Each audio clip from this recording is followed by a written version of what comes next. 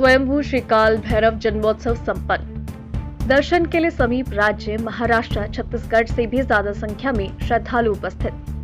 पारुपल्ली गांव के पास पहाड़ी पर स्वयंभू श्री काल भैरव भगवान जन्मोत्सव मारवाड़ी समाज बंधुओं के नेतृत्व में भक्ति भाव से संपन्न हुआ। जन्मोत्सव के उपलक्ष्य पर मंदिर के निर्वाहकों ने बजे प्रत्येक पूजना अर्चना और उसके बाद मध्याह्न भंडारा का आयोजन हुआ।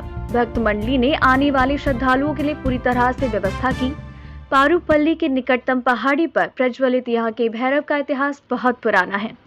जन्मोत्सव के उपलक्ष्य पर विवेक वेंकट स्वामी ने समारोह के हिस्से के रूप में श्री काल भैरव के लिए विशेष पूजा की और बाद में मंदिर प्रशासकों ने विवेक वेंकट स्वामी को आशीर्वाद दिया और उन्हें शॉल ओढ़ाकर सम्मानित किया।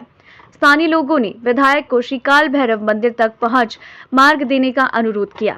विधायक विवेक वेंकट स्वामी ने सकारात्मक प्रतिक्रिया दी। वेंकट स्वामी ने जल्द ही सीसी रोड बनाने का वादा किया। श्रद्धालु ने विधायक से कहा कि मंदिर पर विशेष ध्यान देकर विकास के लिए कहा। नवभारत समाचार से पवन बजाज की रिपोर्ट।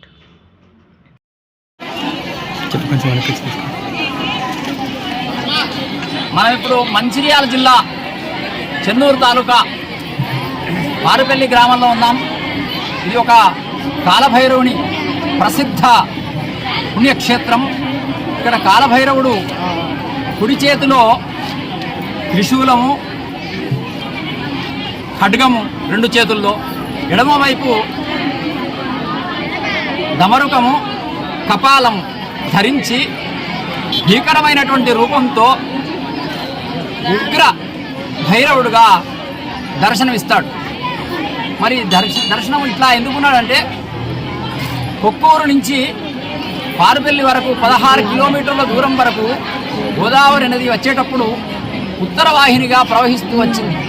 అగస్త్యుడు ఈ ఉత్తర వాహినిలో స్నానం చేసేవాడు. చెన్నూరులో అగస్త్యుడు ఉండి శంకరుని ప్రతిష్ఠ చేశాడు. ఆయన అగస్త్యేశ్వరుడు అంటారు శివలింగాన్ని. జగన్నాథ మందిరము, అగస్త్యేశ్వర మందిరము ఇవన్నీ చెన్నూరులో ఉన్నాయి.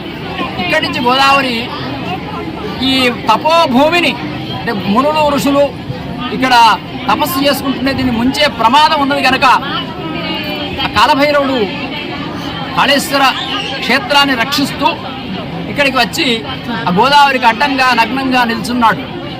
అప్పుడు ఆ గోదావరి సిగ్గుపడి కుడివైపుకు తిరిగి తూర్పు పూర్వవాహినిగా ముందుకు వెళ్ళి ప్రాణహితతో కలిసి త్రివేణి సంగమంగా ఏర్పడ్డది కాళేశ్వరం దగ్గర. ఆయన ఇక్కడ నిల్చోవడం వలనే ఈ క్షేత్రం కాలభైరవ క్షేత్రంగా నిలిచింది. 10 భైరవులు ఉన్నారు. గురు భైరవుడు అని ఇంకా వేరు భైరవులు 10 మంది క్షేత్రాన్ని రక్షిస్తున్నారు, కాళేశ్వర క్షేత్రాన్ని. దాంట్లో వాయువ్య దిశలో ఉన్నటువంటి ఉగ్ర భైరవుడు ఈయన.